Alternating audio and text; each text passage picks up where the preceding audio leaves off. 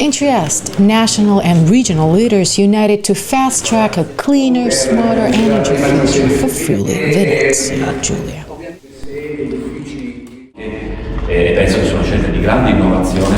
Come Regione abbiamo già fatto moltissime misure, dal contributo per il fotovoltaico, per i privati, imprese, per l'agricoltura, per le strutture pubbliche stesse, e quindi proseguiamo in questa direzione come abbiamo fatto in questi anni con un partner importante quale GSE. Non potevamo mancare per presenziare la sottoscrizione di questo importantissimo protocollo, perché Pordenone è un po' un pioniere all'interno di questi percorsi di sostenibilità ambientale insieme a GSE, lo è all'interno di un percorso ancora più ampio verso Pordenone Capitale della Cultura 2027. E quindi because we had an agreement with the GSA, Italian GSA, because we plan 3 ENSA building in our city, which means nearly zero emission carbon buildings, and we're going to complete them in 2026. So it's going to be a great